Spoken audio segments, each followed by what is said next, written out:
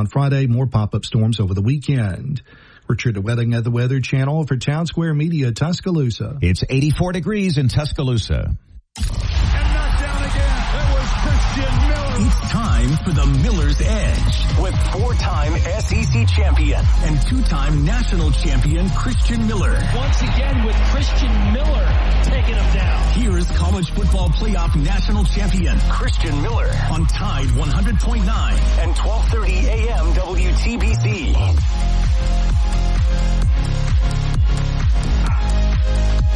Hey, welcome into this Wednesday edition of the Miller's Edge, Tide 100.9, 1230 WTBC. Hope you guys are doing well. It's that time of year where I have to double check and make sure it actually is the day that I just said it was. It is a Wednesday edition. Right here on the Miller's Edge, hope you guys are ready to dive into some more sports talk today. Had a fun one yesterday talking Tuesday edition. Clint Lamb, we pocket watched early on in the show. Me and Chase were checking these pockets of these young men, man. They're doing quite well, and it's kind of fitting that QD had tagged us in this little video on X. I don't know if we'll play it on here or not. It's a couple minutes long. It's a skit of them kind of making fun of NIL athletes nowadays. Chase, I don't know if you saw that, but you know who Lou Young is?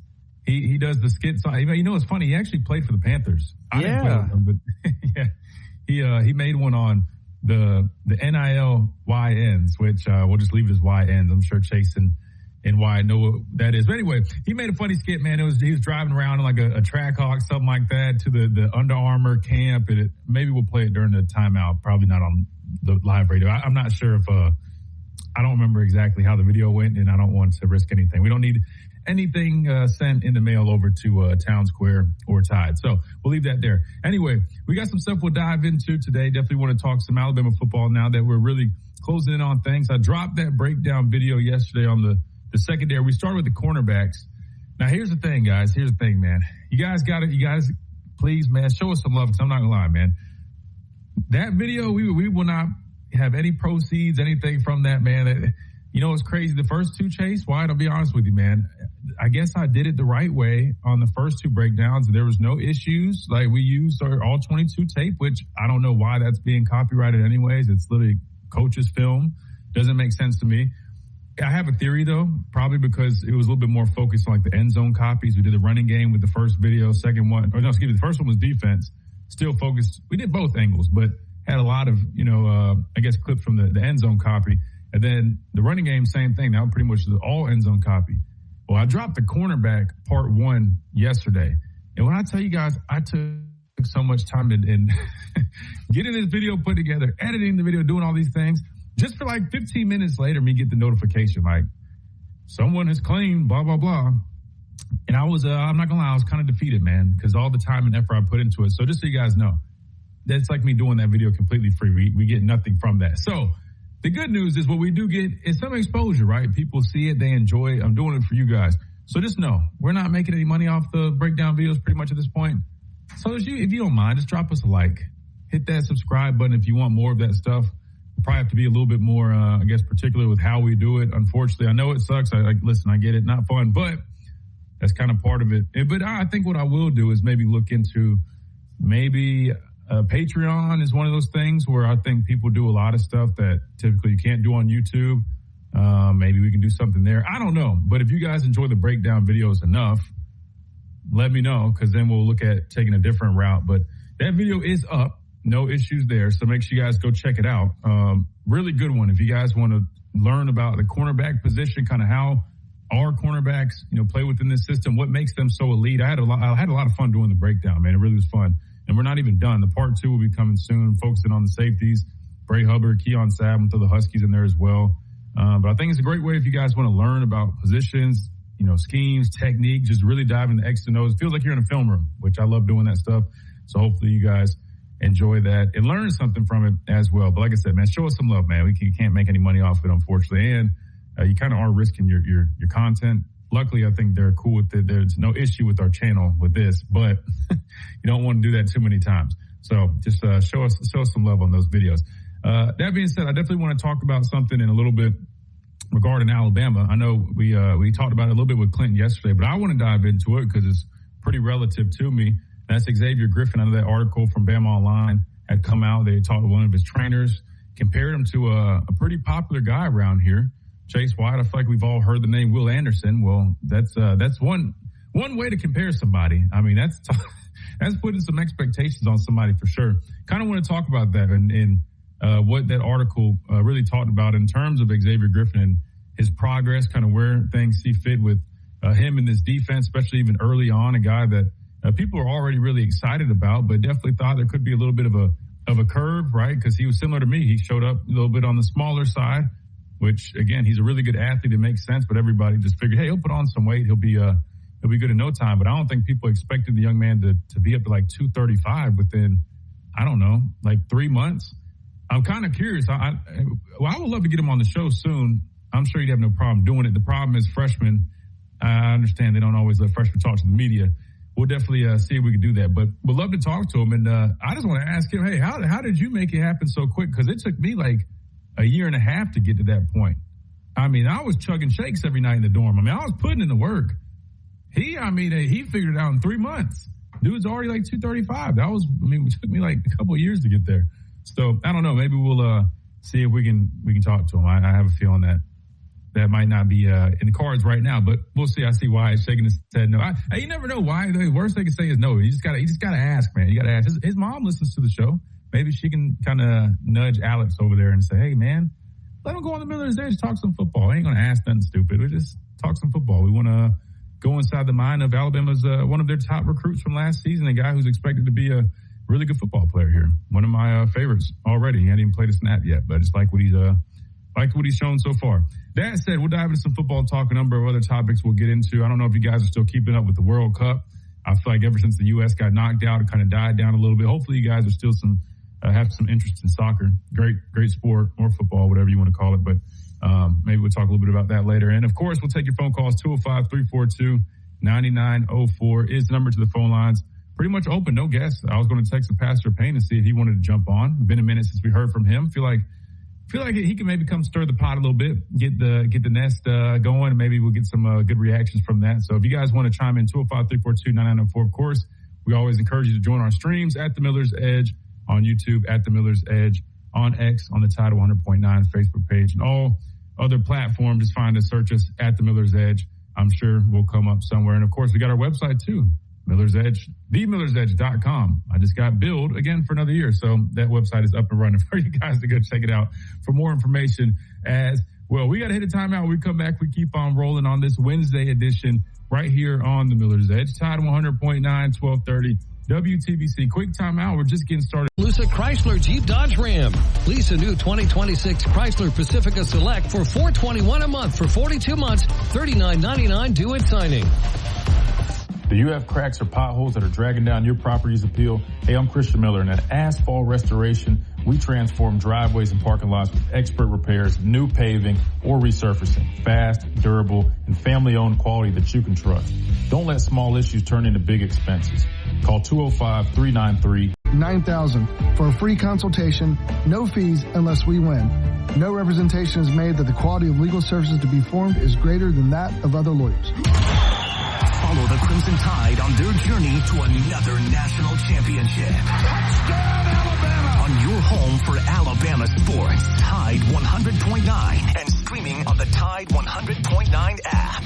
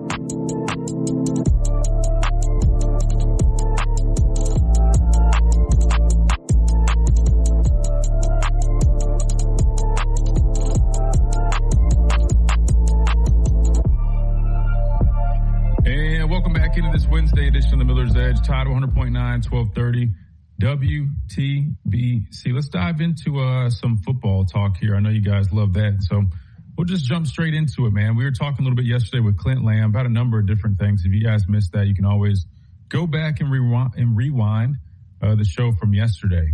But one thing we did talk to him about was Xavier Griffin. There was an article from Bama Online where I believe they spoke with one of his pass rush trainers or a guy that works with him in the offseason maybe. And he had a lot of high praise for Xavier Griffin, which, of course, I mean, no one's really shocked there. But it was some of his comments that really caught the attention of many people. For example, you know, he mentioned, I worked with Will Anderson when he was in high school a little bit. Speaking of that, funny story, man. Will was on a visit when he was in high school, and I was here, and they brought him to Innisfree, man. Somebody brought Will to Innisfree, and I just happened to be there. And so I forgot who it was. They're like, "Hey, man, we want you to meet this recruit, man. He's from Georgia, man. Great kid, man. He loves to fish." And because I'm sure you guys know this. If you guys don't know me, I wish I could spin the camera. I mean, and in the Lamper of the Law Studios, man, I got some deer mounts to my right. I mean, I've got a huge snapper that was like 40 inches that I got mounted. I got bass. I'm an outdoorsman. And that was my whole thing. Like when I was getting recruited here, like I was asking them, hey, where are the good lakes where are the good fishing spots, right? They lied to me on that, I will say. Coach Saban wasn't a liar. He didn't lie to me. But the recruiting staff, they lied to me. They made it seem like there was all this great fishing in Tuscaloosa when I was getting recruited. It is terrible. So for all you people that were in the recruiting office, y'all are dead wrong. Because y'all told me a dream that I was going to be, just smacking all these bass when I got here and all this. Didn't happen. Now, shout out to all the folks that have like private farms and things that were, very kind and opened their gates to a young man that just loved to be outdoors. Anyway, they knew Will was very similar to me in that aspect. So they were like, hey, we want you to meet this kid, man. He's just like you, man. He plays the same position. Anyway, that was my first time meeting Will. And what's funny was he was a lot smaller. Now I think about it and reading this article, he really was a lot smaller. Like in high school, he probably was only like, I don't know, maybe 215, 220 at the time. He was lean, but he really grew into that frame. And, of course, I think we've seen what he looks like now. That recent picture from like OTAs or mini camp, whatever it was. I don't know what he's been eating this offseason, but he probably ate a little bit of that money they gave him because he got a whole hell of a lot of it, and he definitely looks a lot bigger. Anyway, the comment says, I worked with Will Anderson when he was in high school a little bit. They had the same body type with the frame and the length and the explosiveness. They both were very explosive. He's explosive and twitchy like Will. Mindset, I'm not going to say that's the same yet. Will was at Alabama for 3 years. I'm just going to go ahead and say this. I've never met anybody with the mindset of Will Anderson, so don't be discouraged by reading that part. Because let me just tell you, Will is he's built different.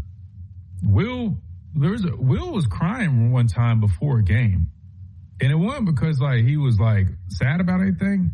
The dude was just so passionate. The dude was just like crying. I'm serious. No, I'm serious. Like, why is laughing? Like, no, like this dude is like, it's just different, man. Like, dudes cry during like the what's the national anthem and stuff. Like, get emotional. I'm pretty sure this is in the locker room. I just dropped my seat. That was weird. Somebody was telling me, no, this was like pregame, but like in the locker room, like he just was like crying because he was just so ready to like go hit somebody. Like that's how you can't teach that type. I don't know many dudes like that. Anyway, he's built different. And you're talking about a dude that just runs through people's faces and don't really care about anything else himself or the other person. Dude's just an animal. But it goes on to say, but body-wise and explosiveness and twitchiness, I can see a lot of similarities. Now, I made this comment to Clint yesterday. I don't know if I loved it. Now that I read the whole quote, I can understand kind of where he's coming from. He's saying more like the body type, the explosiveness. There's a lot of similarities there. Personally, I don't love it initially when you just say that comparison because I look at kind of how Will plays, and I know, he developed as he got here, and they had him doing a different, he was playing a different role than what X has done in high school, playing off-ball linebacker, then maybe flirting a little bit with the edge, right? But even then, I just view Xavier Griffin, and I haven't seen him nearly as much as I had seen Will, but his twitch is more so along the lines of like a guy that can really, really really threaten you with speed off the edge, really have that shake and bake to him, like a guy that can really get it. Like Will, I'm not saying Will wasn't like that. Will was definitely very explosive, no doubt about that. But when I talk about Twitch, one thing I used to say, to Will and about Will all the time was that, man, this dude, he's not even working a whole bunch of pass rush moves. You go back and watch Will in college, he really was just running straight through people, right? Which it was successful. I mean, you can't really blame him. He really liked speed to power, right? He just was bowling through people. Now, he would work the edge. He would work what we call like a scissors, right? Where you two-hand swipe. That was the edge move he really liked. It was that or he was going like speed to power pretty much. But in terms of like Twitch, like I think of guys, like I'll give you an example, like in the NFL, like to me, man, quick twitch. I'm thinking like Micah Parsons, you see like the spin move that he can throw, right? I mean, he puts you like Brian Burns. I feel like who I played with, right? Brian will put you in a spin cycle. I feel like Xavier Griffin has a little bit more of that movement to him or that potential. Does that make sense?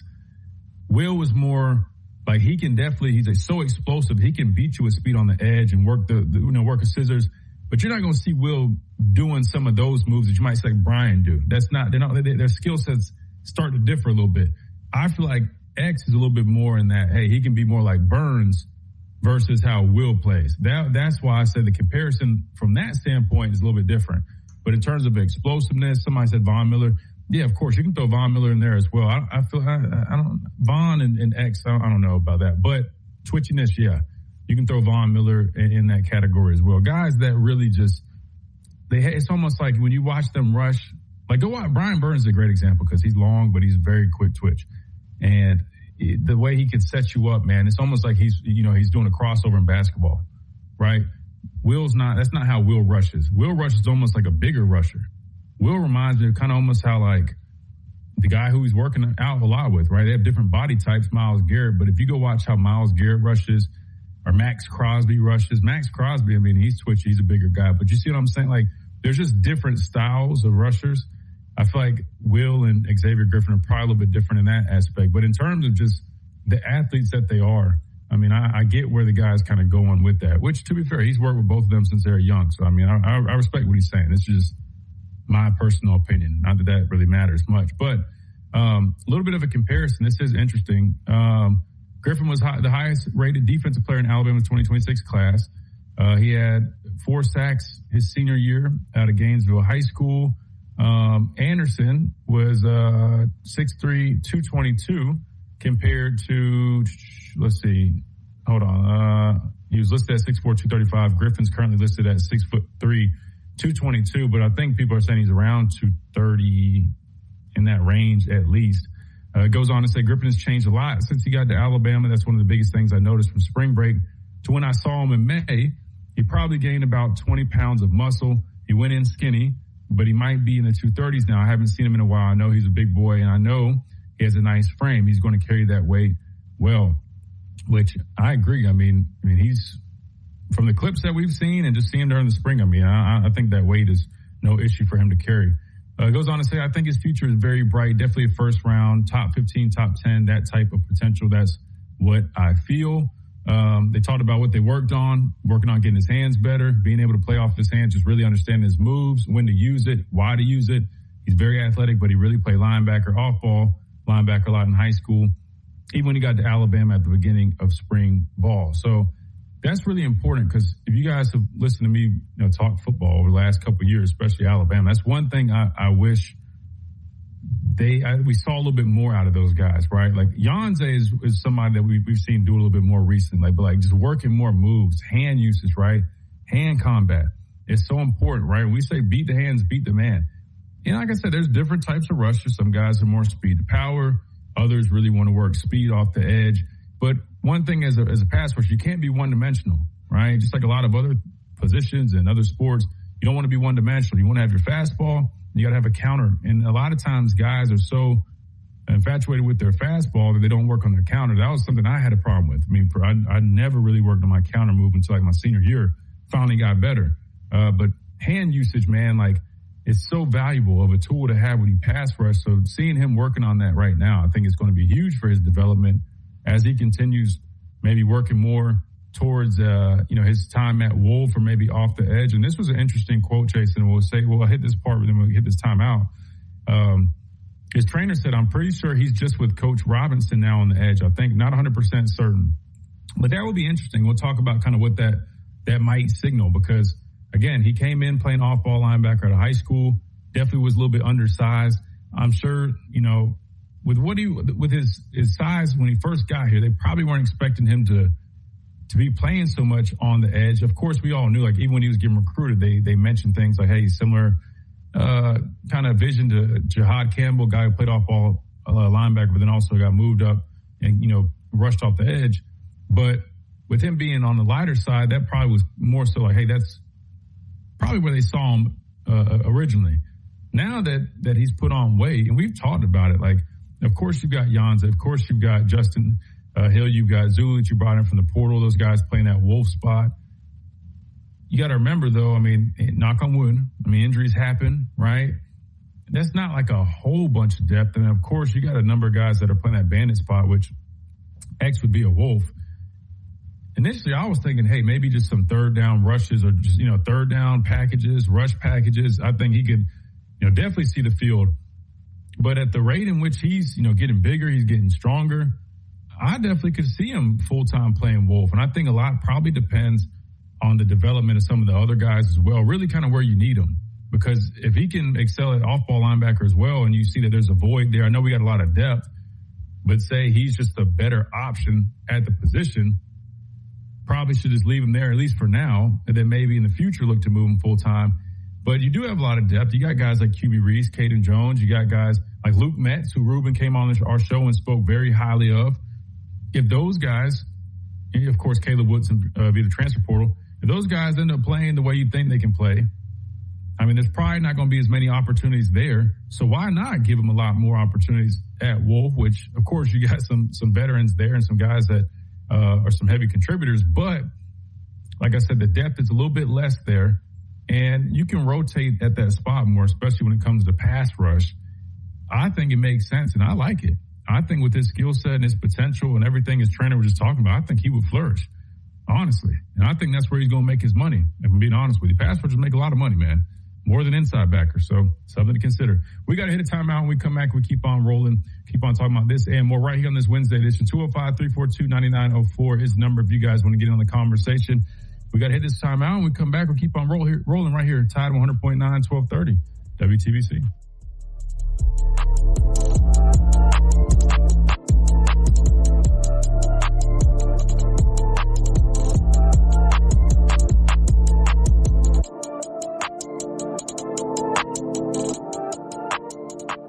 Do you have cracks or potholes that are dragging down your property's appeal? Hey, I'm Christian Miller, and at Asphalt Restoration, we transform driveways and parking lots with expert repairs, new paving, or resurfacing. Fast, durable, and family-owned quality that you can trust. Don't let small issues turn into big expenses. Call 205-393. You may receive up to 4 messages a month, and you may text STOP to STOP. This message furnished by the National Association of Broadcasters. From our home base in Birmingham, Alabama, we are here treating patients from every generation across the United States and from around the world. We're here for the rookies and the dreamers trying to make a name for themselves. We are here for the achievers who are resilient and won't take no for an answer. We're here for the coaches, athletic trainers, and mentors. The kitchen counter. Clorox disinfecting wipes kills 99.9% of germs without smelling like it. Clorox. Clean feels good. Used as directed. What does it mean to advertise and do your marketing with Town Square Media Tuscaloosa? Melissa started her business in 2014. What would you say to someone considering Town Square Media Tuscaloosa? My experience with Town Square Media has been awesome, and I would definitely recommend it to anyone. I think that this is the first time in my marketing experience that I've been able to see my return on investment. I would definitely say in the past that has not been the case. In this, I like knowing that that's 100%. A lot of the marketing we've done has been radio. You guys have so much more to offer than that, whether it's, websites, from targeted marketing to radio. You are kind of a one-stop shop, and it makes doing marketing so much easier. So I would definitely definitely recommend it. For more info on marketing with Town Square Media Tuscaloosa, call 205-345-7200 or click on Advertise with Us on our website. Hey, it's Christian Miller, and I wanted to tell you about our friends over at Lamparello Law, Education and Advocacy. Founded by attorney and Professor Adam Lamparello, helping students at every level with mentoring, exam prep, applications, and career planning. Adam also represents students, faculty, and athletes in academic misconduct, First Amendment, NIL, and criminal defense cases. Known for real care and relentless advocacy. For guidance you can trust, call 201-317-5115 or visit lamparello-law.com. That's Lamparello Law, Education and Advocacy.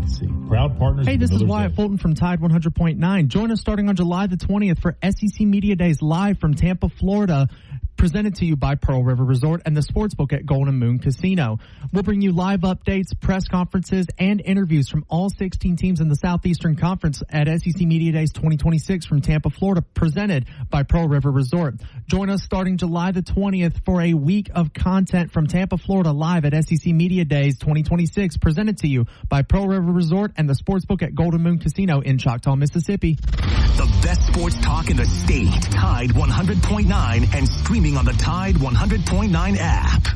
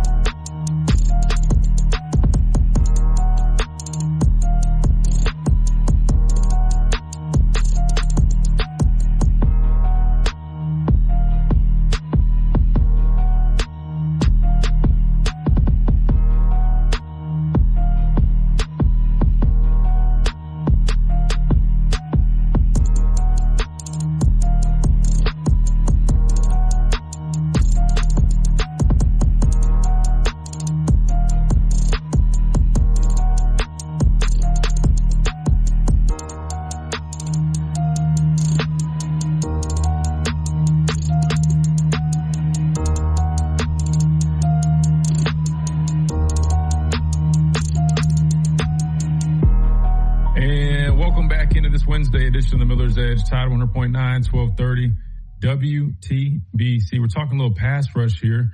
Chase, what do you know about pass rush, man? You ever played any defense? I know you ran track. You played some football, though, right? Have you ever rushed off the edge? You played DB or something, Chase? Maybe they sent you on an edge pressure on a blitz. You ever had to work your hands a little bit, get down and dirty? So funny. Back, I would say my middle school in that area, I was always offense. Like, I'd do like jet sweeps.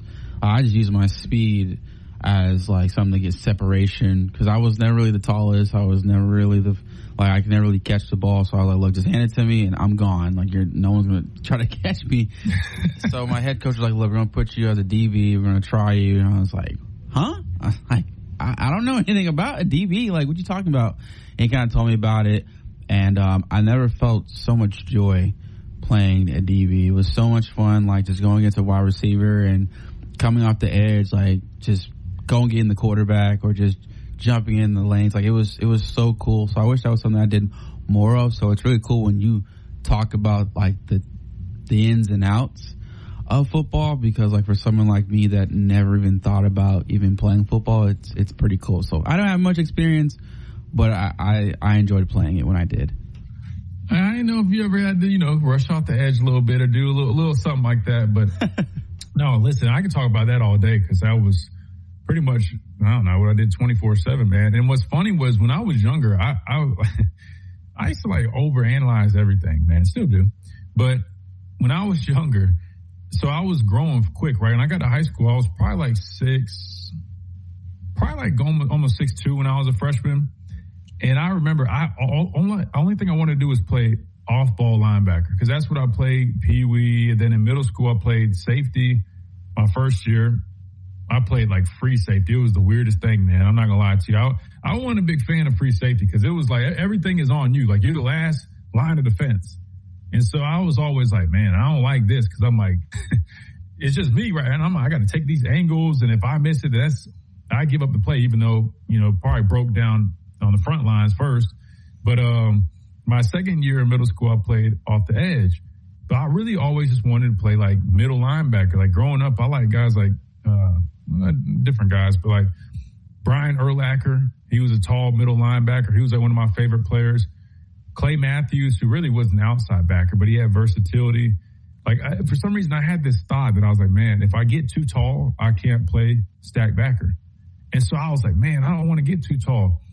So I ended up being like 6'3" going into my sophomore year. And I broke my elbow my freshman year of high school, so I couldn't even play.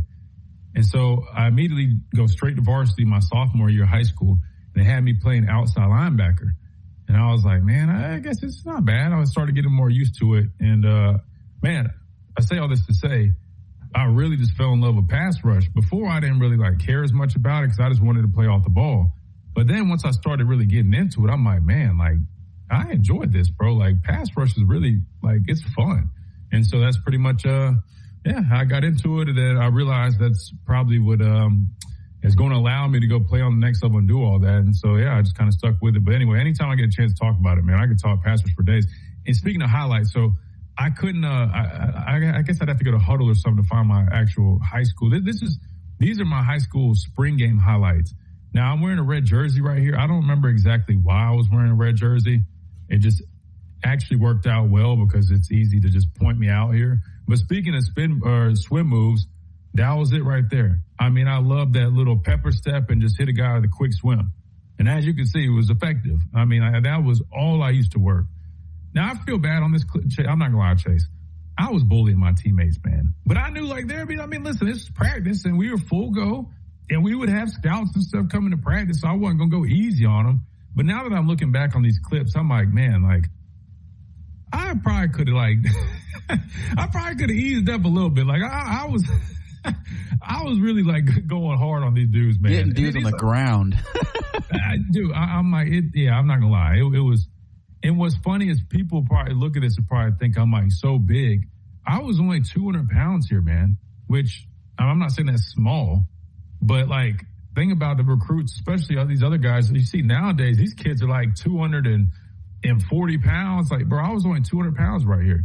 So I wasn't even like big, but with my pads and stuff, it made me look so much bigger. But I really was like a lean wide receiver build in high school. And shout out to Coach Cochran and Miss Amy. Finally started putting some weight on and got bigger. But yeah, I was skinny, but I'll tell you, man, it's very weird because in high school, like my senior year, I guess it makes sense. You're supposed to get better every year. Like my senior year, I really felt like I had everything figured out and I just kind of just dominated. Right. And I feel like it was very similar for me in college. Like by the time my senior year came, I finally put everything together and just felt so different of a player. You know what I mean? But I don't know. It's kind of cool going back. I haven't seen this video in years. And what's wild is you look at this. This says this was posted, 14 years ago? I mean, just thinking about it, this is 14 years ago, man. 14 years. That's crazy, man. Crazy to think about. Anyway, I'll try to find the actual highlights because I'm sure you guys might want to see that. Probably not. Who knows? It's a Wednesday edition. We're just hanging out, having fun, talking some pass rush. I guess taking a trip down memory lane. Now, listen, I'm not going to lie. Now, the full season highlights, Chase, it was something. I was a high school All-American. People might not know that now, but not just for the Under Armour game, but like Max Preps or AP, whatever it was. I had some clips now. I'll take you back down memory lane. It wasn't too bad, man. Anyway, we got to hit a timeout. We come back. We keep on rolling right here. Tide 100.9, 1230, WTBC 205-342-9904 is the number if you guys want to get on the conversation right here on the Miller's Edge. Tide 100.9, 1230, WTBC.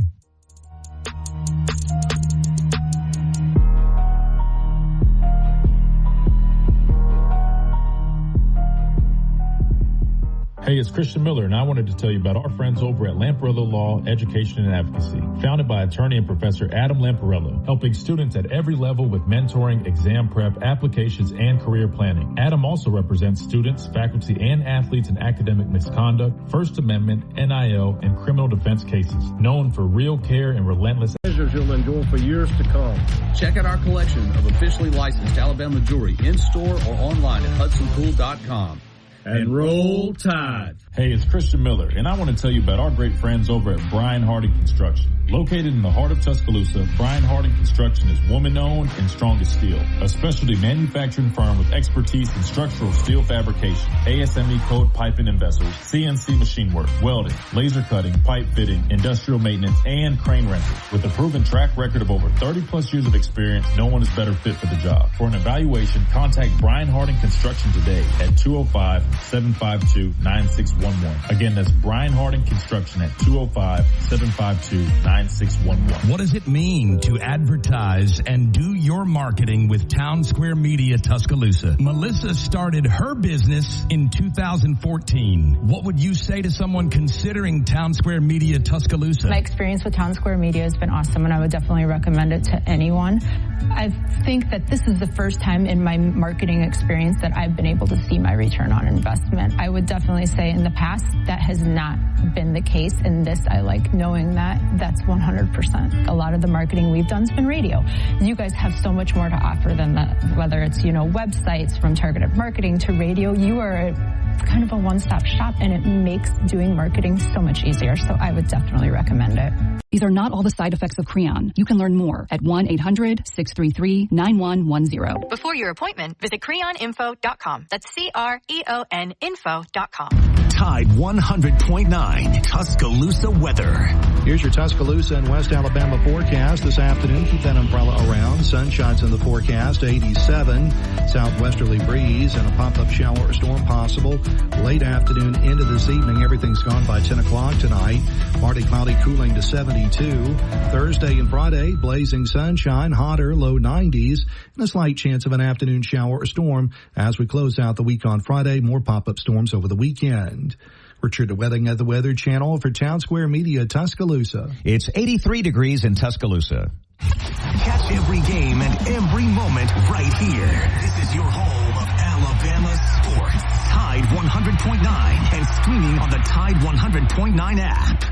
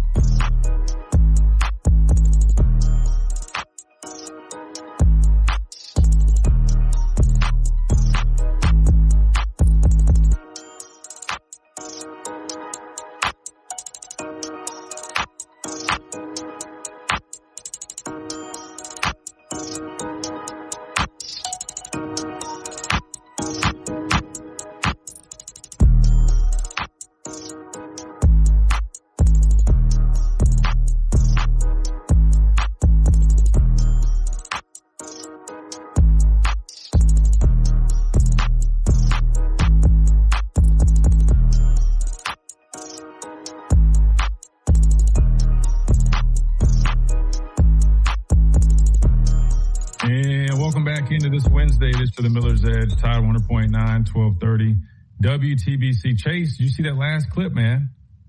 You see that last clip? What would you do if you had to meet me if you had to meet me like that, Chase? What's going to happen? You going to chop block me? In and out or something to get you off my tail. I'm out of there.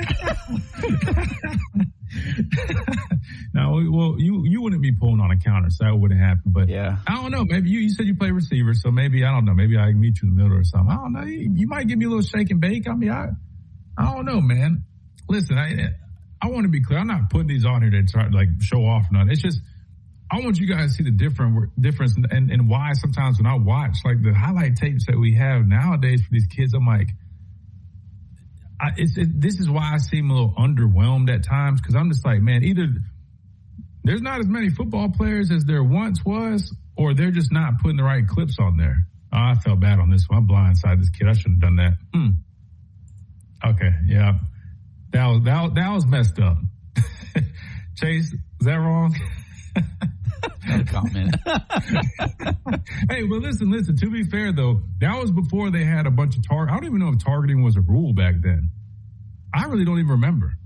Was targeting big when you were playing, Chase? I don't really remember targeting being like. I'm sure there was such thing as unsportsmanlike, but was targeting like a. When did targeting come into play? Like even in college, targeting is newer, if I'm not mistaken.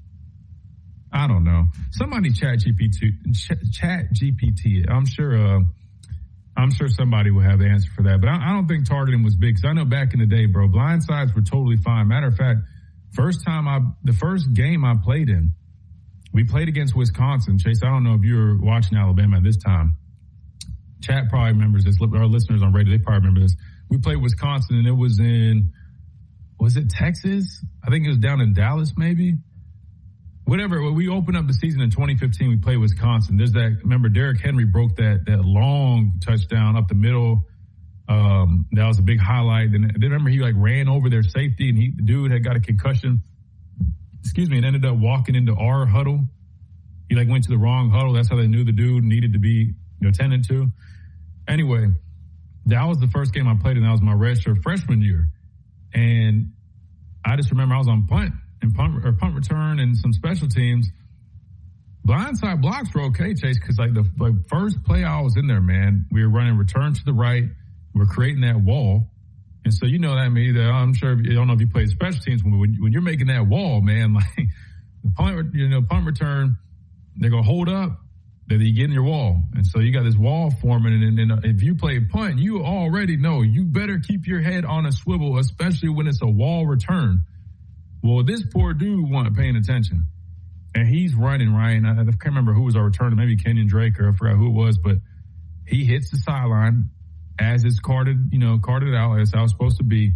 And I'm just coming down on this wall, man. I just see this dude, and he just like the clip you just saw, had no clue I was coming. And when I tell you I cleaned this dude's clock, right, and it was right on our sideline. Oh my God, man, whole sideline went crazy. So I'm saying this to say, I don't think targeting even back in 2015 was a big thing because there's no way I could. I'm talking about there's a ref right there. I'm talking about I killed this dude. No flag, no nothing. So definitely has changed a lot, man. The game has changed a lot. You think we ever get to a point, Chase, where football becomes just flag football down the road? I mean, I'm not trying to sound negative here, but I don't know if you heard, but I think they did a study on the young man from Dallas that played defensive end. Unfortunately, I think he ended up being diagnosed stage 1, the CTE stuff. But I mean, do you think that we get to a point where football is hey, man, no more? I don't know if not necessarily just a flag, but do you think we get to a point where it's just totally different, where you hardly see any type of physical contact? I think hell would have to freeze over. I think the amount of people that love to hit, and they're teaching so many techniques. They're updating and evolving so many technologies within the helmet and the shoulder pads and so many other equipment. And it's such a billion-dollar industry. I just feel like they're just going to come up with more and more ways of trying to innovate football or tackle football, because it's nice. Flag football is cool, but totally different. Fans get a high like that blindside block we just watched and what you just described. People are like, hell yeah, I want to see that again. So I don't think they're going to take that away anytime soon. Oh, listen, it's fun to give a blindside block. Can't do it anymore. It's a flag. And it's fun to watch somebody on your team give one. It is not fun being on the receiving end. I'll tell you that much. Because you know what? Karma did catch me, Chase. I think it might have been this season. It might have been my junior year, actually. I can't remember. But I got caught with a blindside block. I mean, probably more than once, but one that I really remember. But it was in high school, and they were running a reverse. And so I'm on the edge, and so they run a reverse. So initially it starts out to defensive right, so I'm chasing it down. Guy comes back, so I'm changing direction. And so I'm just turning, and it's as soon as I put my foot in the ground and turn, somebody just met me square in my chest, Chase. Now, the good news is I was tall. I wasn't big, remember, 200 pounds. But I was bigger than the guy. I can't remember what position he played. It was probably more I don't know who it was, because it wasn't a lineman. maybe another receiver or running back. I don't know. But I didn't fall. But when I tell you, man, he put his helmet and his pads in my chest, and I felt every bit of it, Chase. Man, I said, oh, heck no, man. I'm like, dude. I'm like, all right, I feel bad for the people I've done that to, but I ain't gonna lie. Back in the day, man, when there's no targeting, why would you not do that? I don't know. I know our listeners, they used to play football. I know you guys remember. Back in the day, you could get away with a lot of stuff. I mean, like, they ain't really call a whole bunch. But I guess to answer my own question, I will say I agree with you. I think financially, there's just too much money involved. Think about, like you said, I mean, it's not just like the NFL's profiting. I mean, the TV deals, right? I mean, you're just talking about, I mean, football is literally America's most popular sport. I think I think it's a long shot till we get there. But, I mean, I wouldn't be surprised if they keep trying to, I don't know. I mean, they're coming up with new equipment. I mean, some of these new helmets are supposed to be better. I don't know how perfect they are, but I know like those Vices helmets, some of them look like motorcycle helmets, kind of weird looking, but if they're protecting you, I mean, the padding that I'm sure you guys have seen the pictures now, the NFL and college use them. You put the protective wear over your helmet. Those are supposed to help. So I don't think we get to that point, but can't deny it's kind of crazy thinking about this because this was when I was in high school, which it's long ago, but it's not that long ago. And just to think about, dang, like we were doing all this crap. Nowadays, if you even do something that looks remotely close, flag. You know what I mean? And they've even turned into where you get two of them, you're out. You know, it's just a lot more protective, which is, you know, both a good and probably a little bit of a frustrating thing. We got to hit this top of the hour break. We come back, we keep on rolling right here on this Wednesday edition of the Miller's Edge. Tide 100.9, 1230 WTBC. Phone lines are open, 205-342-9904. If you guys want to jump in on any of this conversation, or if there's something else you guys want to talk about, we can go there as well. Right here on the Miller's Edge, Tide 100.9, 1230 WTBC.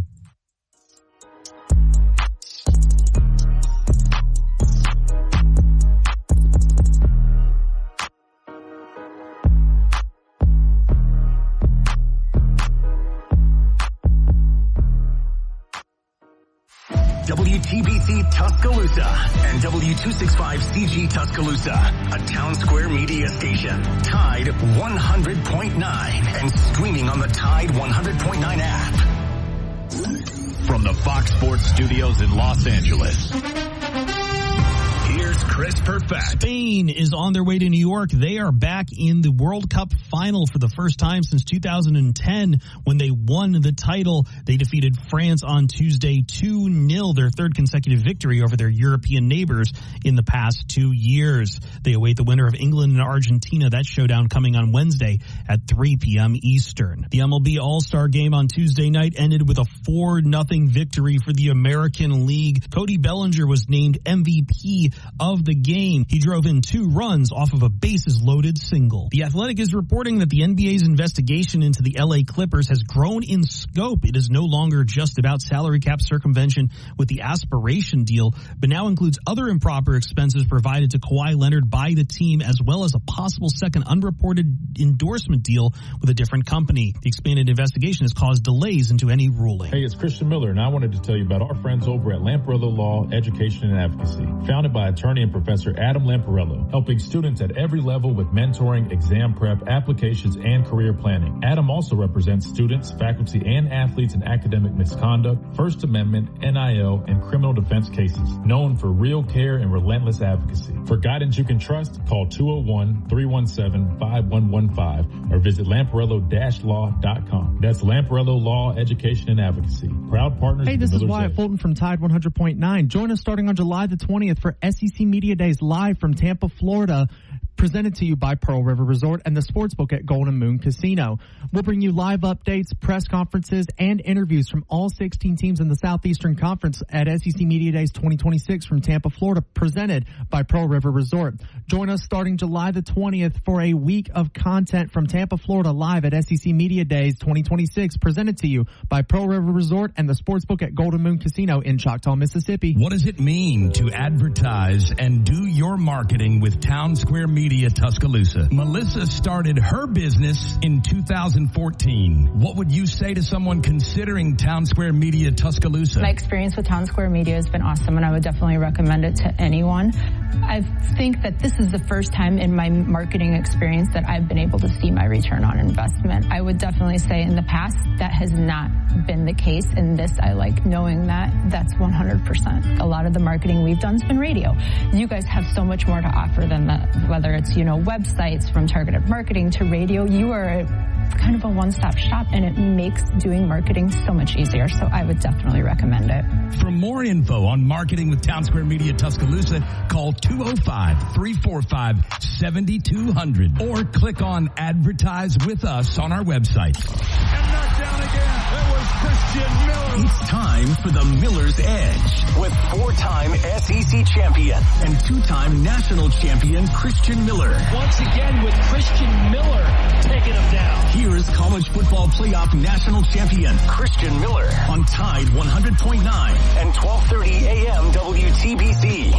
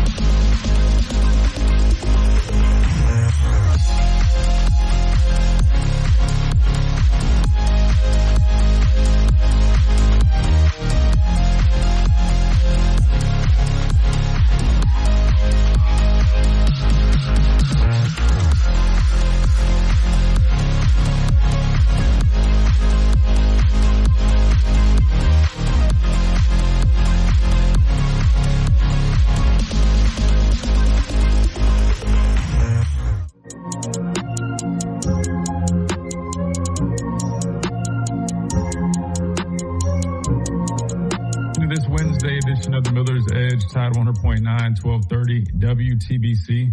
Chase, I feel kind of like an old head, man. I'm over here like pulling up my high school highlights and over here kind of like reminiscing. I feel kind of lame at this point. But listen, I don't think we've ever watched these before, man. I think it's the first time ever doing that. So I mean, listen, we're still in the dog days of summer. We had time to do it. It kind of was fitting to what we were talking about. I don't know, but it is a good talking point though when you talk about. We're watching tape of these kids now. I mean, I think you guys can see the difference in what I'm talking about. Watch this tape and then go watch the guy that committed to, what was it? Ole Miss that everybody was like, going crazy over, not going crazy, whatever. I forgot the kid's name. Anyway, you see why I kind of have the standards that I have. It's kind of is what it is. All right. 205-342-9904. We got Ragged up on the phone lines. Ragged, welcome in. Man, you know what? A blessed day to you, Christian. Yes, sir. You too. Likewise, brother. How's everything? You know what? It's wonderful. You just brought up something that triggered a memory. I was in Dallas, Texas with a wonderful woman here, tied through and through, their whole family, the whole bit. The Wisconsin game you just spoke about, I remember watching this game, huge screen. We had everything going on. Wasn't that the year that we played Wisconsin, first game of the season? Mm-hmm. And they were ranked, and we played them, I guess it was on a neutral field. Yep. But we whooped their butts. I just remember this, and if you were on the defense on that team, I cannot visualize whatever you did to that poor kid. But yeah, just let's go down that way. That was the game you were referencing, right? Yeah, it was Alabama, Wisconsin to open things up. 2015, the year that we won the national championship, and there it is. There, okay. Yeah, that was that year, and it was in, I want to say Dallas. Yeah, it was in. Excuse me. It was. Pull it up. Yeah, we did a neutral site game to open up the season. Similar to what we did 2014, we opened up against, was it Virginia Tech or no, West Virginia maybe? It was one of the, no, Virginia Tech was I think 13. It was West Virginia, I think. Yeah, 2014. 2015 was Wisconsin, and 2016 was Southern Cal. That famous video where they're acting like dogs coming out of a tunnel, then the final score is like 52-7 or something like that. So it was fun.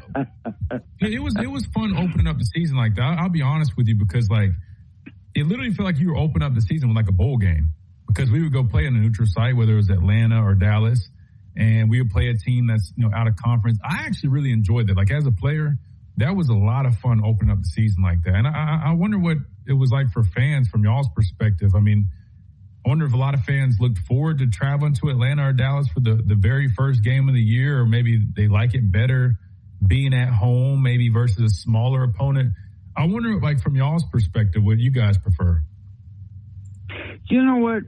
Based on the history of me converting to a Crimson Tide fan, coming out of Southern California, you know, Trojan, and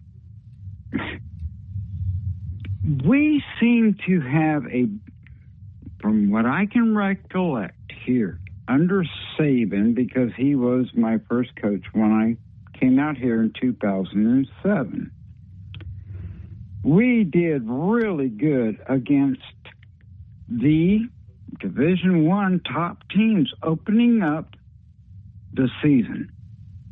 I don't ever remember us losing one of those. I don't think so. We kicked everybody's butts, and this is before you even got to the team. No, you know, 100%. and it's like, I'm like, you know, we're on a roll here. Oh yeah. I'm not sure where I'm going to go with this. I just remembered the greatest time I ever had was there in Dallas when we destroyed Wisconsin. Yeah, and I guess you were a part of it. Yeah, just a little small part. I played a little special teams. Yeah, I was about to say just a little bit of a small part of it, but it definitely was always fun. Like I said, traveling to open things up. I just was curious, like just from like a fan's perspective, like would they prefer to have a game like that against a better opponent to start the season, but it's at a neutral site, but it's an exciting way to start the year? Or do they like just having that first week being right there in their home stadium? Because I know everybody's fired up for football season. And of course, if you're able to attend the games, why would you not want to be there in Bryant-Denny Stadium sooner rather than later? But, you know, typically when you open up the season, especially for a bigger program, it's normally a smaller opponent if it's a home game, typically. So I just was curious with that. But yeah, I guess you decided to join the Alabama fan base at the right time, Ragged. You said 07. I mean, did you just happen to move here that year, or were you following Coach Saban in terms of like the supporting him? How'd that work? No. It was an unfortunate circumstance which transported me over to Tuscaloosa here. Oh, okay. And I don't want to go down that road. Sure. But there's so many things we can talk about as far as Coach Saban is concerned, and you know his comment about the biggest mistake he ever made was leaving LSU to go to the Miami Dolphins. Well, I actually understood what that all meant, because Nick Saban was a coach. It was all about coaching players, making them better. Okay? He gets to Miami, and unfortunately, he has Ricky Williams as a running back. Okay? Mm-hmm. Well, in 2 years, when he left Miami, his quote was, "None of these boys want to be coached." And he came back. That was the mistake he was actually referring to, leaving LSU after winning a national championship. And fortunately for us, we got him, because in 2 years he turned this university around. After all of our years with said coaches. So, and look what happened, you know? Yeah, I know. It definitely worked out great for him and Alabama, right? The town, the university, everybody involved. But, you know, going to coach in the NFL is a lot different than college. And I mean, I can speak on it, not that I've done that as a coach, but I had Matt Rule, who came from Baylor as the head coach when I was with the Panthers. And, there's just a different way that you have to go about that process. I mean, when you're coaching college kids, especially, before NIL, you're talking about you're getting these guys from 17, 18, maybe 19 years old as young men. You're developing them both on and off the field. You're kind of establishing your culture, and you can address them a certain way because, they're young men, teenagers, and the dynamic is a lot different versus if you go to the NFL and you've got 28-year-olds, 32-year-olds who have been all pros, guys that have played at the highest level for a number of years, and then now you come on board and you're a new coach, and you know what I mean? The dynamic is a lot different. You're not going to talk to those guys the same. Matter of fact, I just saw a clip where somebody was joking around. I guess Junior Seau was down with. They mentioned Junior Seau maybe with Miami when Coach Saban was there. I didn't even realize that. That's just what they said in the clip, at least. And they were joking, basically saying that he just showed up to, I guess it was OTAs or maybe minicamp, and he had just shoes on. He was just playing with with his kids or something. He just basically was doing everything but practice. And coach was trying to tell him to go put his cleats on. He was like, nah, I'm not going to do that. I don't want to get anybody hurt. It's just not. And just basically told him what he was going to do. That would never fly in college. So the dynamic's different, and you kind of have to go about it a certain way. I'll be honest with you, Matt Rule coming in, he was trying to treat us almost like it was a college program. And of course, the guys, they respected him, but you could just tell it was a very interesting dynamic because a lot of them were just kind of like, hey, man, we've been here. You've never coached the NFL before. We know what it takes, and you're coming in here talking to people a certain way. Just didn't jive with a lot of people. So I could see why there was a little bit of a disconnect maybe with Coach Saban when he took that job. Quote was, these boys do not want to be coached. And thank the Lord we got him after 2 seasons from Miami. And 100%. You know what? The man, I'm telling you, this is what makes him the GOAT. Because he's been able to take all of you all. Look what we have produced. Yeah, we won a few, we lost a few. But you know what? What he has produced to the NFL lingers to this day. Oh, my gosh. I mean, the greatest. It's sad that he's gone, but I'm telling you, but that one Wisconsin game, I just wanted to give you kudos on that because that's the one I remember. And I actually am a fan that would like us to play somebody in the top 25 first game of the season. Not some, warm-up game.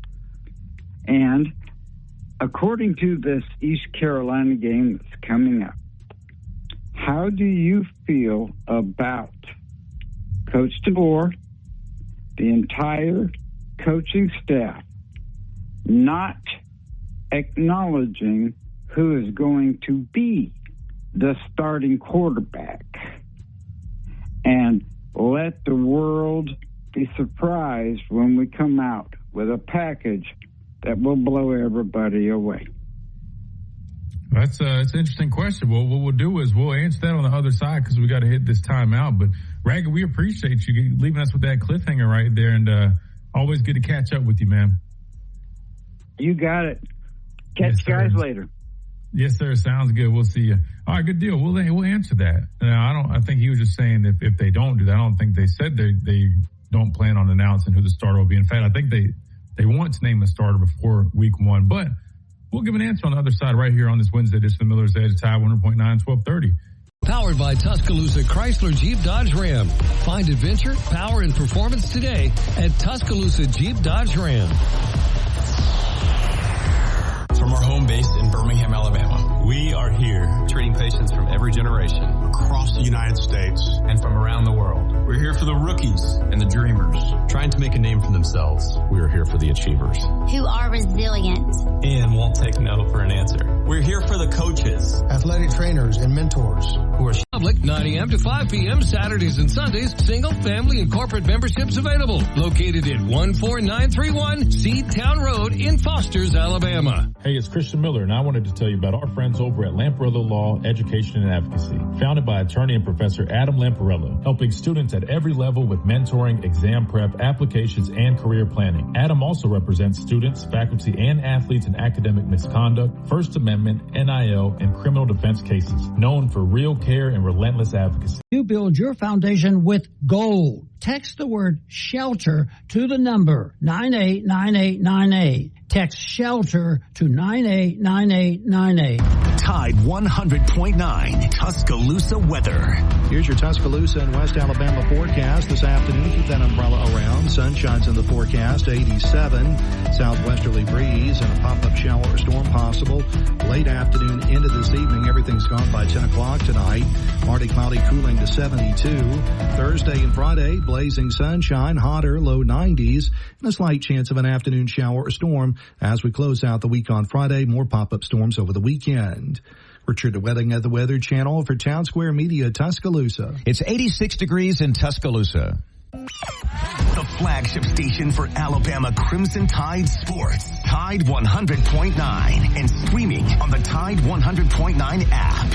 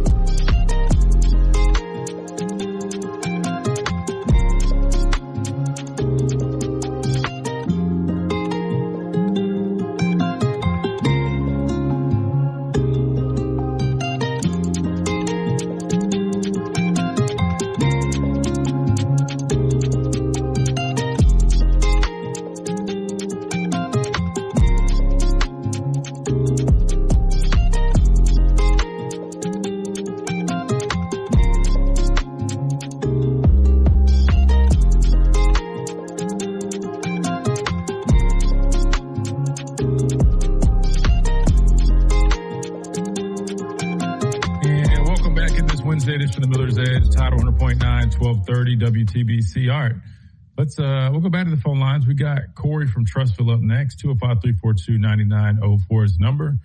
Corey, welcome in. Hey, Christian, how you doing this afternoon? I'm doing well, man. How are you? I'm great. Yeah, I agree with the last call, and I think Alabama needs to open up with a more tougher opponent. And I know when you played, that's really what y'all did mainly, and it got y'all ready for the season physically and mentally. And I just think it's more of a rewarding feeling. Wouldn't you agree when you go to the off season and you especially when you win the game that you get to prepare for a tough opponent?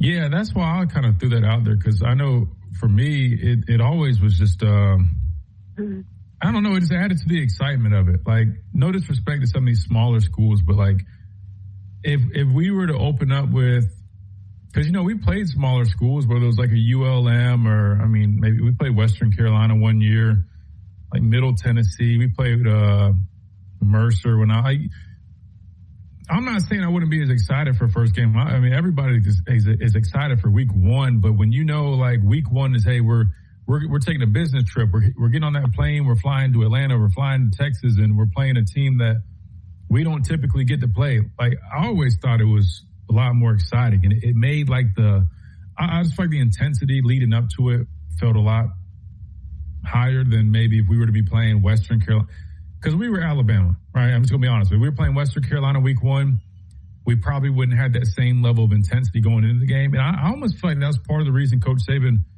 really preferred to open up the season like that. I mean, if I had to guess, because he knew when we played smaller schools, it's harder to kind of keep guys as engaged. It's harder to to get them to, you know what I mean, to really lock in, knowing that we're really just going to go and blow these small schools out. So I thought it was a benefit for us. But I was curious from like the fan perspective, like, because that would require you guys to travel, but you would then get to go to a cool neutral site game, be with the fan base that you don't typically, I guess, line up against, whether it's Southern Cal or Wisconsin. I was curious from that perspective. I just think that I mean, yeah, we as fans look at it as wins, but I just think as the players, it's more of you get more out of it. I mean, right. Now, not every opponent y'all play was highly ranked, but like, I'm trying to remember who y'all played to open up the season, but I just feel like when you play a highly ranked opponent, first of all, it's a good resume build too, especially with the playoffs now. Mm-hmm. Even now, believe you me, I know you don't want to lose your first game, but if you did lose that first game, it's not as damaging of a loss. But when you played at Alabama, how much pressure was there to win? Because I feel like I know there was always pressure to win at Alabama, but did you feel like, because you were always the hunted, did you feel like there was fire breathing down your back to win because Alabama was at its peak when you were there? That's a good question. I wouldn't say it felt like there was some immense pressure that every single week we just were stressed out of our mind to win a football game. If we lost, the sky was falling. If anything, we were very confident. If I'm being honest with you, I mean, I tell people this all the time, at least for me, and I know probably majority of my teammates, I think they share the same belief. We never expected to lose a game. Like, even if we were down in the game and it's like the third quarter, like, we didn't have some worry that, man, what if we lose? Or we're like, I'm telling you right now, we were trained to be so confident in what we're doing, who we are, that we wouldn't really even believe that we lost the game until like the clock actually hit zero. We could be down by 2 touchdowns. There could be 30 seconds on the clock, and we still would probably in our mind believe that we're going to some way win that football game, because we just had that much confidence and belief in not only ourselves, but our training, our preparation, our coaching. Like, I'm being serious when I say that. We never really expected to lose. So with that, I don't think we ever had like this. Like, I remember Will Anderson and that bunch, they talked about, the pressure of feeling like they had to win against Tennessee. Like, I don't remember that for us personally. We kind of just expected to go out there and win every football game. And quite frankly, sometimes that actually kind of worked against us. I think sometimes we overlooked some games, like 2018, my senior year when we played Clemson National Championship. That's a great example of, I think we kind of just got so accustomed to showing up and dominating people that you kind of forget that, hey, you still have to go out there and do what you need to do. So, yeah, I don't think it ever really felt like that, believe it or not. But it's a good question, because, I mean, you would think that would be the case because the standard was so high. I do know now when we would lose a game, Corey, like say in 2015 we lost to Ole Miss, there was a lot of noise, from the outside, whether it's national, whether it's local. It's, hey, because I don't know if you remember this, but every year people were writing articles basically saying, hey, is Alabama done? Is the dynasty over? You will lose one football game, and then everybody would be writing articles saying, oh, is the dynasty done? Now Alabama doesn't look the same. And then everything kind of falls back in line. We used to use that as motivation. It used to kind of pull us together and help kind of just get back on track and just realign. So I know you hate to bring this up, but the way you lost your last game being humiliated like that, I know that always brings a sour taste in your mouth, but it's fine. Well, my thing is, I've just never seen Alabama get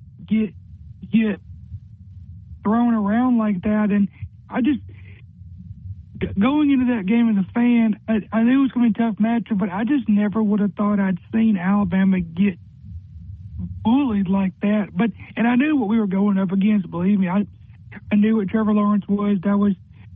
He was a freshman quarterback, but he was still very good. Mm-hmm. But it just wasn't Alabama's day, and I guess y'all just experienced that firsthand. And I guess when the shoe's on the other foot, when y'all been doing the same thing to other opponents, I guess that's what it was. No, I'll be honest. Really, what it was we just didn't show up to play. I mean, we did not do what we needed to do. Like, I mean, they were the better team that day. There's no denying that. And I've talked about this before on the show. You know, I was a team captain that year. I mean, it's embarrassing to say that. You know what I mean? And then you're like, hey, that was your last game. Granted, I couldn't play in the game. I had to sit there and watch because of my hamstring. I tried to get back. I was dressed out, but they didn't clear me to go out there and actually play. That said, it really was more so a lot of guys distracted, a lot of guys focused on the wrong things. We put a lot of time and energy and focus into beating Oklahoma in the Orange Bowl down in Miami. Guys kind of felt like we already arrived because, I mean, really we were more focused on that game because it was like Kyler Murray just won the Heisman Trophy Award, and everybody was just kind of looking at them as if, hey, this is a team to beat, really. And I wouldn't say we kind of we pretty much overlooked Clemson. And then when you go out and you play in California, there's a lot of distractions. And then back then, around that time of year was the popular time for agents to be, I mean, they were lurking, man. Agents were lurking around the hotels. Agents were in the vicinity. Agents talking to guys, trying to get guys to agree that, hey, once this game is, because once that game was done, that was the final game. Dudes, pretty much, if you knew you were moving on, even if you hadn't officially declared and all that, everything kind of opened up. And so they knew that. And so they had a lot of that crap going on.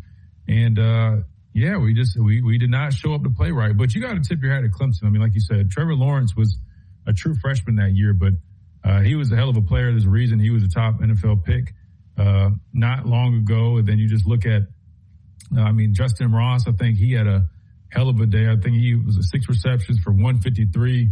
There's a lot. I mean, if I go and break down that game, I can show you. I mean, our secondary, we played with bad eyes. We didn't get great pressure on the quarterback. We played a lot of uncharacteristic football that game. And I'll be the first one to tell you, we did not have our heads in the right place. But you still got to tip your hat to Clemson. I mean, they also were a really good team, and I'm pretty sure they went undefeated that year as well. Yeah, I mean, granted, their path was a lot easier, but listen, they had a lot of good players too. But no denying it. You know, it was a beatdown for us, an embarrassing loss, one of Coach Saban's worst losses that he's had. And just gotta look back on it and just learn from it pretty much. Show up for every football game. Did you consider Clemson a mini rivalry or not? Oh, that's a good question. Run? Yeah, we viewed it like a rivalry. We did. We viewed it kind of like, because I remember we used to do. That's a really good question because it's bringing back a lot of memories. We used to do like each week when we play teams.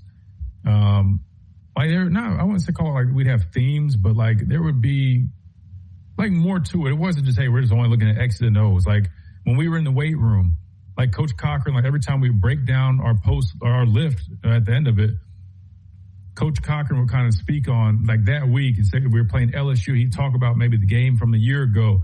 We'd have the games playing on the TV. You know, he would give us a little speech or talk about things. And like Clemson almost became one of those. Even though they were out of our conference, we played them so much. There was so much history between the two of us that, it started to feel like that. It almost felt like and I remember one of our coaches, I can't remember if it was Coach Saban or somebody, but they almost equated it to like one of those boxing trilogies, right? Like, I mean, I don't know, like Tyson Fury, Deontay Wilder, 1, 2, and 3, right? Because we had so many. Played them in 2015 for a national championship. We played them in 2016 for a national championship. We played them in 2017 in the playoff to go to the national championship. We played them in 2018 for the national championship. So a lot of people kind of viewed it, including ourselves, almost like one of those like historic boxing heavyweight, or just historic boxing rivalries. That's what it honestly started to really turn itself into, which was, it was good. It was good while it lasted. Now, they're a little bit different of a program now, and I guess we are too. But yeah, it was a good little series while it lasted. It's just unfortunate they got the final knockout punch. But damn, Corey. First it was. We got humiliated. Then you get the final knockout blow. Man, you're killing me today, Corey. But you know what? You walked out with 2 national titles. Yeah, well, technically, I guess they did too. But no, you're right. They did get the final. They got the final. Was that the last time we've ever played Clemson? We haven't played them since, right? That was the last time. But because they won't hold up their end of the bargain, we can't play them. There you go. Now we're talking. Now we're talking. So really, okay. They might have got the last blow on me, but we, Alabama, we have the last, I guess, blow because we've won since then. Remember, we won in 2020, went undefeated. I say I wasn't a part of that team, but Alabama did. Alabama's been back to the playoffs consistently, and they've been trying to find their footing a little bit. So, you know what, man? Hopefully they have a better year. Because I actually, you know what? I wouldn't mind getting some a rematch game on them. You just reminded me. I forgot about that whole deal. Maybe we can see them in the near future. I wouldn't mind that. But we better not show up like we did against Indiana. I promise to God. If we do get the luxury of playing them, we better not let that. Now, I don't really take these games that serious. I'll be honest with you. I just don't. I don't let it affect me that much. That one, I might have a problem with. I'm just being honest. If the SEC ever expands, would you want Clemson to join the SEC?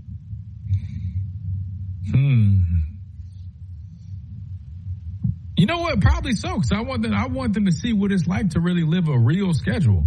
You know what I mean? Like, I think it would be good. They're in the area. I know people have been talking about zoning and stuff like that, which I think that makes total sense. Like, for example, my guy Jamie, right? He's the D-line coach at Stanford. They're in the ACC now. They're on the whole West Coast. So they got several games where they're traveling to the East Coast and back. That's a lot of travel, especially on college kids that have classes and stuff. But Clemson, they're right there in South Carolina, where I'm from, my home state. So they're in the vicinity. It's perfect to be in the SEC. They've had a quality program for years now. Yeah, you know what? If we added 2 more teams, I wouldn't mind taking on. Man, okay, I was going to say maybe Clemson and Florida State. I feel like those would be good, but of course you got Miami now, and I feel like Miami they're kind of taking over a little bit in the ACC. So I guess maybe we'd have to add 4. I don't know who that 4th one would be. Maybe Georgia Tech. I would say Clemson and Florida State, or maybe Miami. Florida State feels a little bit more fitting, though.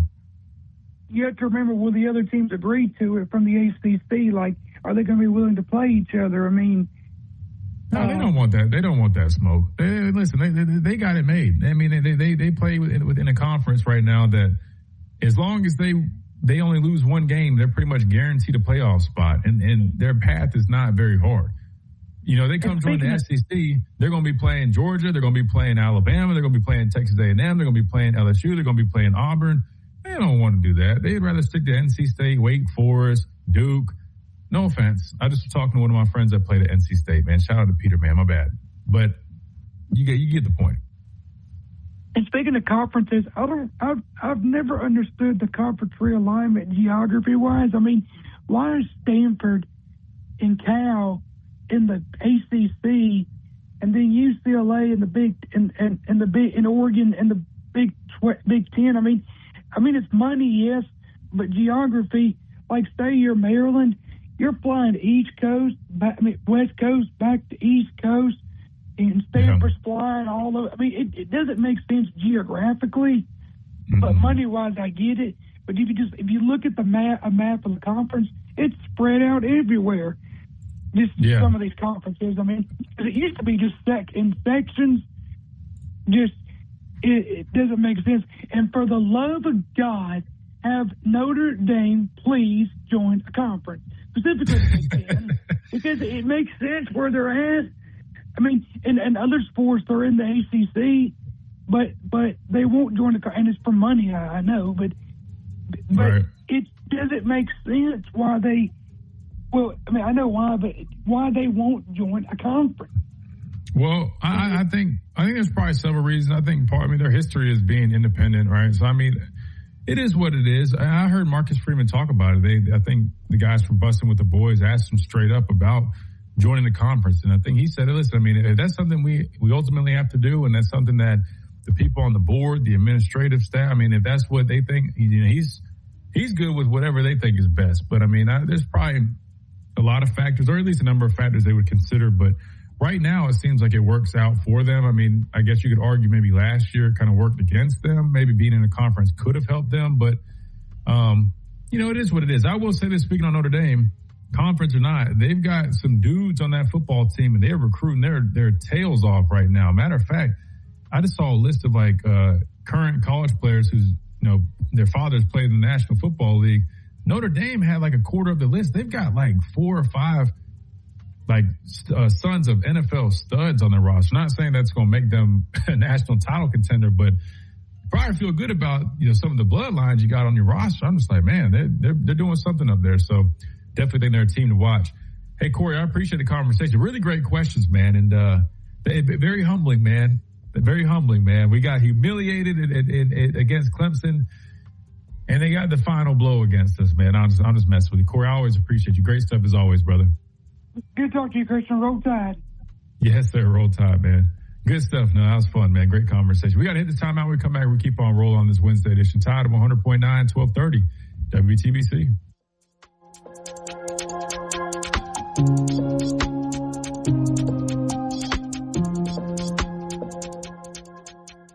Do you have cracks or potholes that are dragging down your property's appeal? Hey, I'm Christian Miller, and at Asphalt Restoration, we transform driveways and parking lots with expert repairs, new paving, or resurfacing. Fast, durable, and family-owned quality that you can trust. Don't let small issues turn into big expenses. Call 205-393. $89 a month. Give Adam Services a call at 205-339-6540 or visit us at adamssvcs.com. Your local expert. What does it mean to advertise and do your marketing with Town Square Media Tuscaloosa? Melissa started her business in 2014. What would you say to someone considering Town Square Media Tuscaloosa? My experience with Town Square Media has been awesome, and I would definitely recommend it to anyone. I think that this is the first time in my marketing experience that I've been able to see my return on investment. I would definitely say in the past that has not been the case. In this, I like knowing that that's 100%. A lot of the marketing we've done has been radio. You guys have so much more to offer than that, whether it's, websites, from targeted marketing to radio. You are kind of a one-stop shop, and it makes doing marketing so much easier. So I would definitely recommend it. For more info on marketing with Town Square Media Tuscaloosa, call 205-345-7200 or click on Advertise with Us on our website. Hey, it's Christian Miller, and I wanted to tell you about our friends over at Lamparello Law, Education and Advocacy. Founded by attorney and Professor Adam Lamparello, helping students at every level with mentoring, exam prep, applications, and career planning. Adam also represents students, faculty, and athletes in academic misconduct, First Amendment, NIL, and criminal defense cases. Known for real care and relentless advocacy. For guidance you can trust, call 201-317-5115 or visit lamparello-law.com. That's Lamparello Law, Education, and Advocacy. Proud partners. Hey, this is Wyatt Fulton from Tide 100.9. Join us starting on July the 20th for SEC Media Days live from Tampa, Florida. Presented to you by Pearl River Resort and the Sportsbook at Golden Moon Casino. We'll bring you live updates, press conferences, and interviews from all 16 teams in the Southeastern Conference at SEC Media Days 2026 from Tampa, Florida, presented by Pearl River Resort. Join us starting July the 20th. Normal and no taxes. Again, don't forget to save big this weekend at all 3 locations of Urban's. Tell them Van the Bootman sent you. Flagship station for Alabama Crimson Tide football. Alabama touchdown. Only on Tide 100.9 and streaming on the Tide 100.9 app.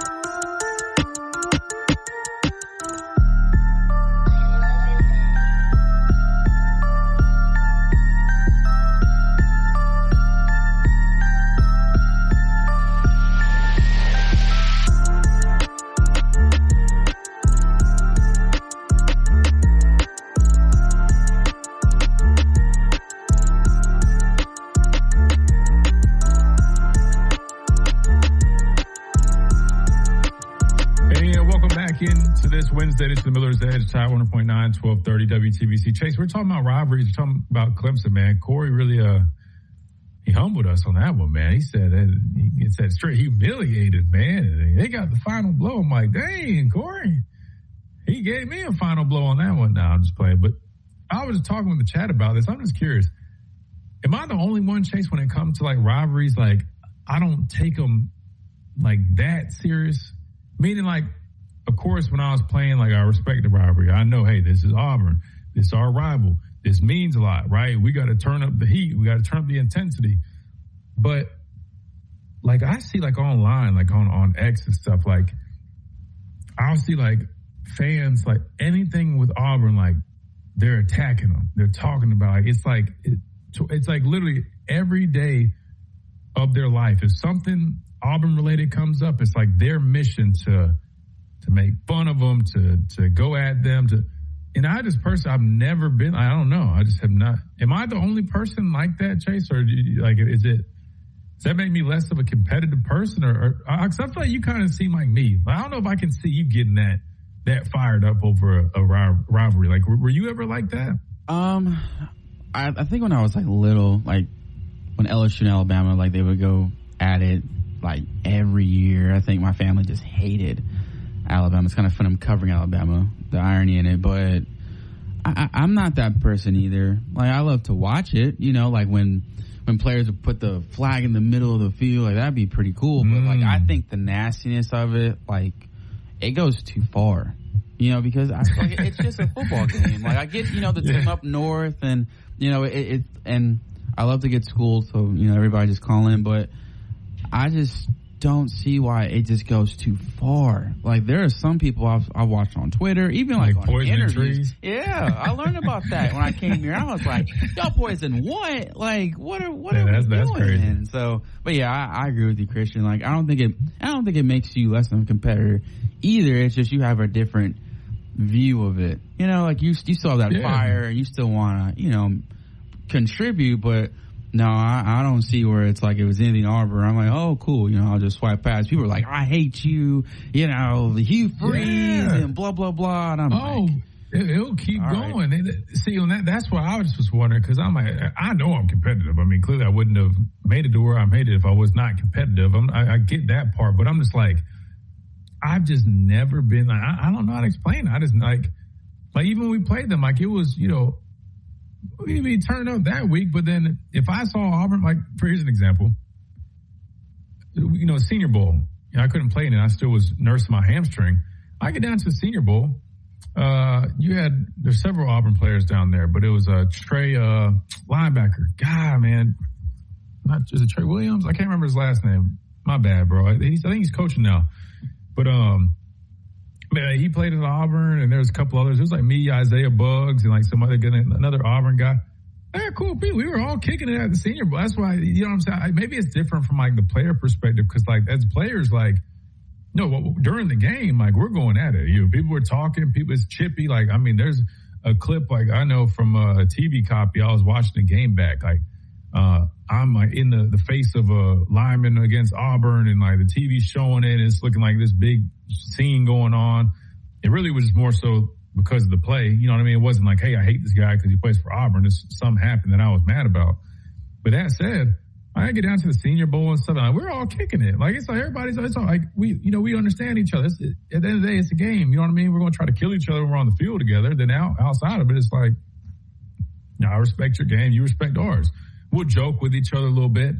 But I've never really like gotten it. Now, I will understand, like, if, you know, you're from the state of Alabama and like you're talking about bragging rights, and like, say you're a teacher at a school, and for the rest of that year, I mean, you pretty much have to hear the nonsense from, I guess, you know what I mean? Like the other teachers or people or the office. Maybe that's a little bit of a reason to be like, oh, hell.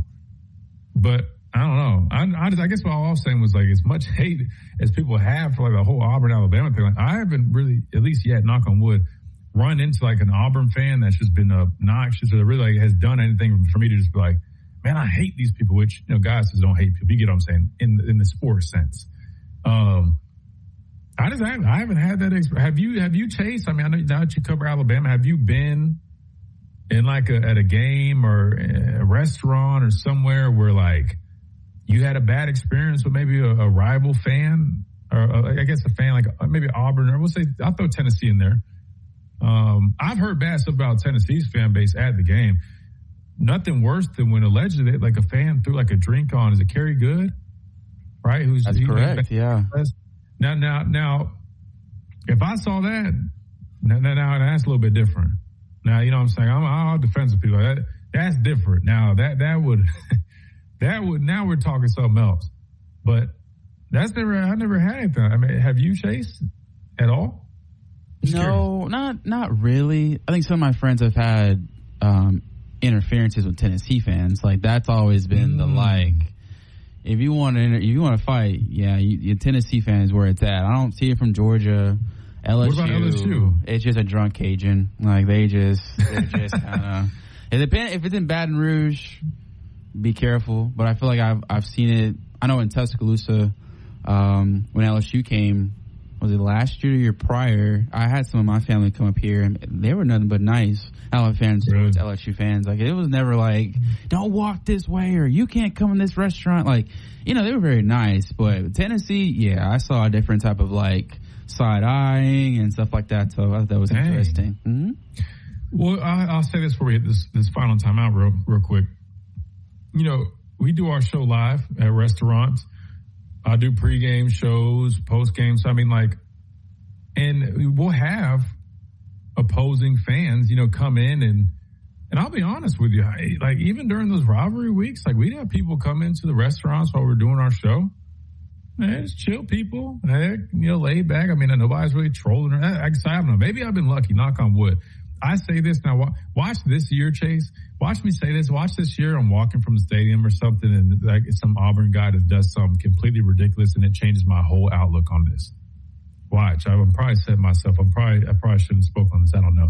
We got to hit a timeout. We come back. We keep on rolling, and we wrap things up on this Wednesday edition of Miller's Edge. Tide 100.9, 12. Grand reopening of the all-new Tuscaloosa Mazda. Get the grand reopening price. Plus, make no payments till spring. TuscaloosaMazda.com. Hey, it's Christian Miller, and I wanted to tell you about our friends over at Lamparello Law, Education and Advocacy. Founded by attorney and professor Adam Lamparello, helping students at every level with mentoring, exam prep, applications, and career planning. Adam also represents students, faculty, and athletes in academic misconduct, First Amendment, NIL, and criminal defense cases. Known for real care and relentless advocacy. Midway rides, nightly concerts, and the granddaddy of all field sports, Choctaw Stickball. Visit ChoctawIndianFair.com and like us on Facebook. Hope to see you there. Hachapisa Lajige. From our home base in Birmingham, Alabama, we are here treating patients from every generation across the United States and from around the world. We're here for the rookies and the dreamers trying to make a name for themselves. We are here for the achievers who are resilient and won't take no for an answer. We're here for the coaches, athletic trainers, and mentors. It's possible. Ask your doctor about Tremfya today. Call 1-800-526-7736 to learn more or visit TremfyaRadio.com. Tide 100.9 Tuscaloosa weather. Here's your Tuscaloosa and West Alabama forecast this afternoon. Keep that umbrella around. Sun shines in the forecast. 87. Southwesterly breeze and a pop-up shower or storm possible late afternoon into this evening. Everything's gone by 10 o'clock tonight. Partly cloudy, cooling to 72. Thursday and Friday, blazing sunshine, hotter, low 90s, and a slight chance of an afternoon shower or storm as we close out the week on Friday. More pop-up storms over the weekend. Richard Wedding at the Weather Channel for Town Square Media, Tuscaloosa. It's 88 degrees in Tuscaloosa. Tide 100.9. For more coverage of Alabama football, visit us at Tide100.9.com or download the free Tide 100.9 app. The Crimson Tide will not be denied.